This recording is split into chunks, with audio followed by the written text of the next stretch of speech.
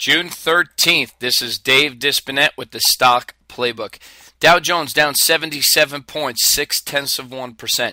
Nasdaq Composite down 24 points, 0.8%. S&P 500 down 9 points, 0.7%.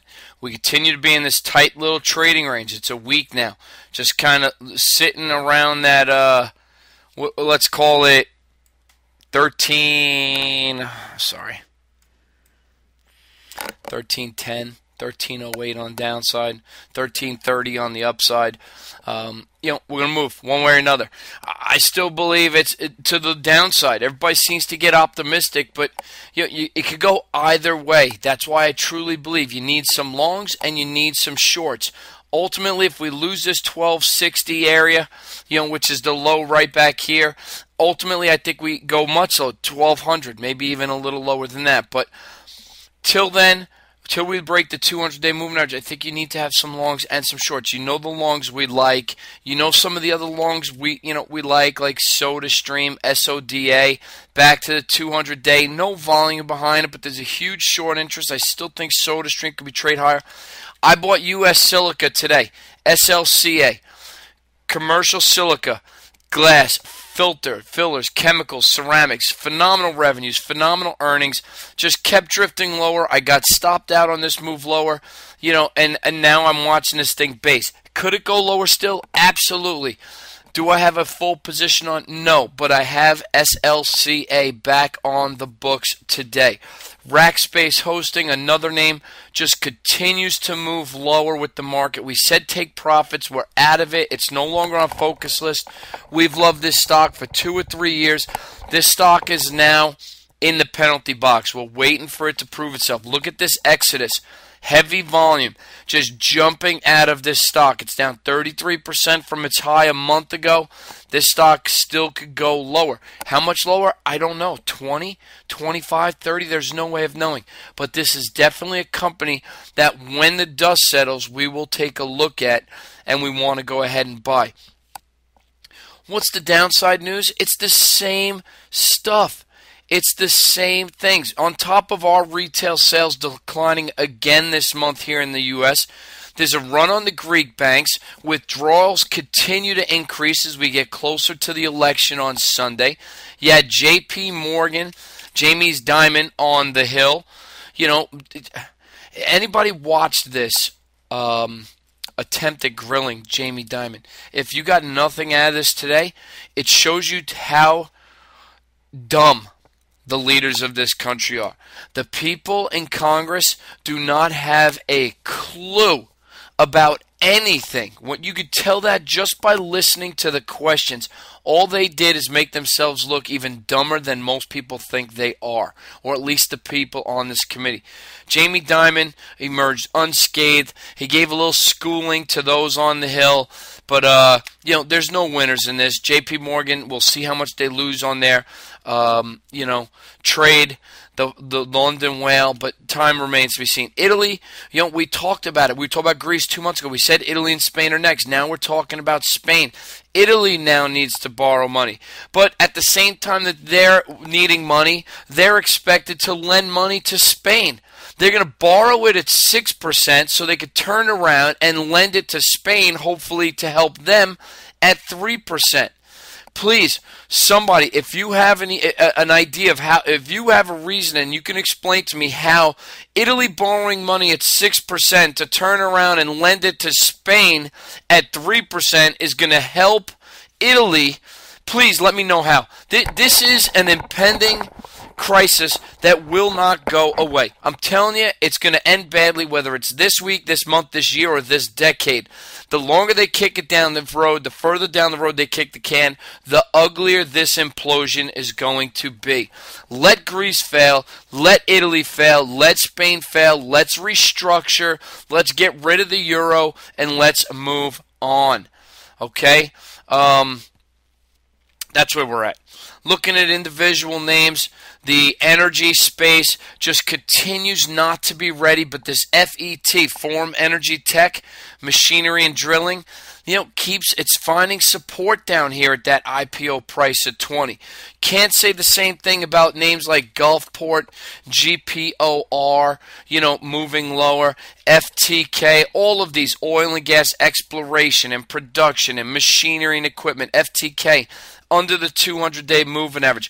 Robbins and Meyer, RBN, moving lower again. Continental Resources, CLR, still below the 200-day.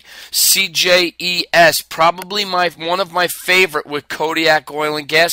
It was up today, but hydraulic fracturing, coiled tubing services. I love all of these companies at some point in time, just not yet. Titan Machinery, TITN, pulling back towards its 200-day. We had that gap down.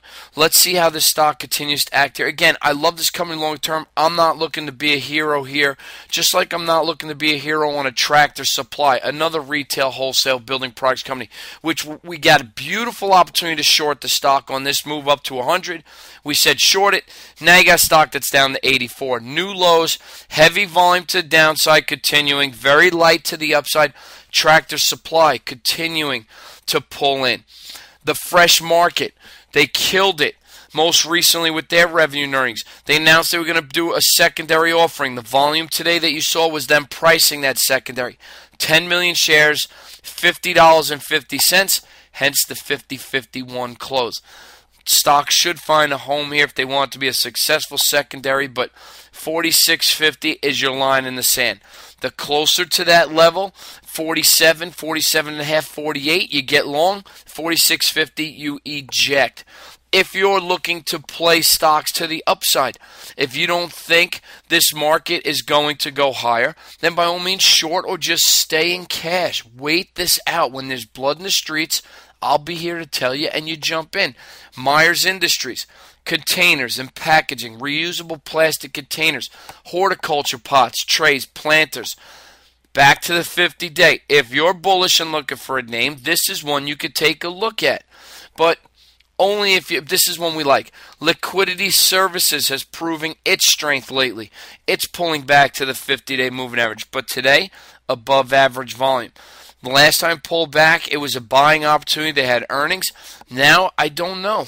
If they lose this 50, Liquidity Services, a name we like, it too is poised for a pullback and a short if it loses this level. If you're looking to short, if you're looking to get long, you can get long here. Tight stop under the 50-day. If you're looking for a short candidate, if it loses the 50-day on heavy volume, you could short it. Polaris, leisure, products, it too, probing new lows. These names that we've liked, they continue to roll over. BJ's Restaurants, one of the restaurants we continue to, we love.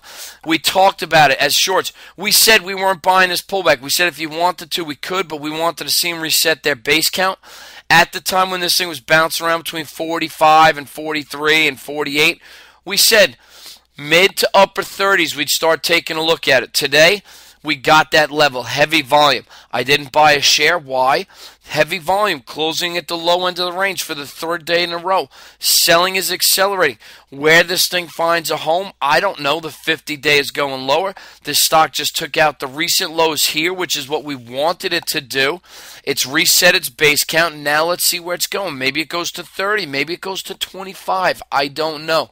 But this is a name that I would like to get long at some point in time. But I'm not looking to be a hero here. Just like same with Chipotle Mexican Grill. This is setting up as a beautiful short in my occasion. When you get these lifts to the 50-day, I think you short Chipotle. I love this company longer term, but we've loved this company since the day they got spun off from McDonald's. Back in 2006, we were talking about this thing. We made multiples on our money. We bought this pullback, made multiples. Now, I think it's tired. I think it's due for a rest. How far do I think it could pull back? When Netflix was at 300 and I said it could go to 50, people thought I was crazy. Chipotle Mexican Grill, in my humble and at times and often wrong opinion, I think Chipotle Mexican Grill could drop to $200, maybe even 150. I still would love the company, but the momentum, the institutional investors are so swamped in this thing, and it is priced for perfection. It is so far extended that it just needs to pull back and reset. Let it pull back to the 200 level. Let's see the blood in the streets. Then I'll come back to it. Chipotle Mexican Grill. But under there's not a situation that I am aware of that I will buy Chipotle Mexican Grill from an investment standpoint up here. Chipotle Mexican Grill, lower. Can't make myself any clearer than that. 3D Systems, nice pullback. If you're bullish and looking for names to get long, this pullback at 3D gives you an opportunity. I think it could come in even more because I'm of the belief that the market goes lower. But if you disagree with me, you buy 3D. If you agree with me, you wait. You see if it breaks this trend line that it's established. If it does, maybe it comes back to that 21, 22 level. But 3D Systems is a name we continue to like going forward.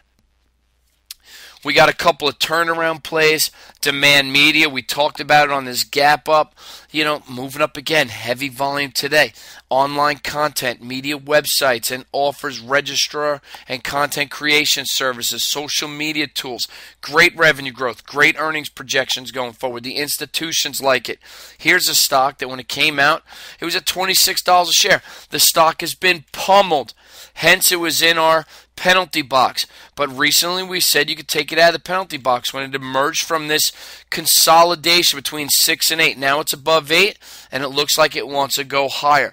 That's Demand Media. Downtrend forever. Merged from the downtrend, pulled back towards lows. This is where we started talking about it. Right here on this gap up a few months ago, we said Demand Media. Pulled back, nice base, and now it's off to the races. DMD, a name to keep on your radar. Just like Skechers, we had names like Dendrion placed on, in the penalty box today. It too, heavy volume, broke out from its little recent trend line. News of a Sanofi offer. I don't put weight into rumors, but this thing traded 4 times its average daily volume. Just one to keep on your radar. The biotech space continues to be good. You know the ones we like. Cyclone Therapeutics, a new high today, continuing to move up. Vivus, we're not going to go through them all. Anika, but Arena, which we mentioned yesterday, hitting a new high. Seattle Genetics, SGEN, hitting a new high. NLNK, this is a new one that came out as an IPO at 7. Not earning any money, but 7 made an IPO, broke out. This thing's been off to the races. Pulled back, found support, moved up. Pulled back, found support, moving up. No way do you chase it up here, but it's definitely a new biotech that you can have on your radar. We've talked about this 100% ago. This is not the time to buy it, but I'm just pointing out that there are names that are working in this market. PetSmart hit another new high today, closed at the lower end of the range, but PetSmart continues to work. No, you don't buy it up here. But remember these days, with the market as weak as it is, PetSmart hitting new highs.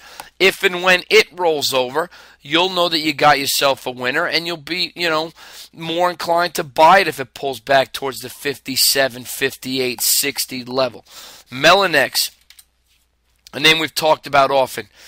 Another failed breakout today. 2 days ago, hit a new high, reversed, closed at the lower end of the range. Today, hit a new high, reversed, closed at the lower end of the range. Why? Because the market's weak. It can't face those headwinds. But Melanex is showing you that if and when this market turns around and it's ready to start moving higher, Melanex is one that has to be on your radar. EQIX, another one. Higher price stock, but they provide network neutral co-location. It's a cloud play. Interconnection, managed services, good revenue growth, great earnings projections. The institutions love it. Building a nice base. Again, keep in mind how weak the market is. The stock is $6 off of a new all-time high. Still above the 50-day moving average, which it's been finding support at consistently. EQIX, a name that you need to have on your radar. Intersection, they're in that same space. Internet, network solutions, it's pulling back. I like INXN. I like it more than EQIX, but I wanted to put it on your radar. Accretive Health, another one of those penalty stocks, pulled back due to the lawsuit from Minnesota about their collecting practices. Had a nice run. now building a nice base as this drifts lower and consolidates in this tight range. This is a sign of strength. When a stock has this kind of dip and then it consolidates the pullback by acting nice and tight, you're at the bottom end of the range. You get long here. A close under 10, you bail on Accretive Health.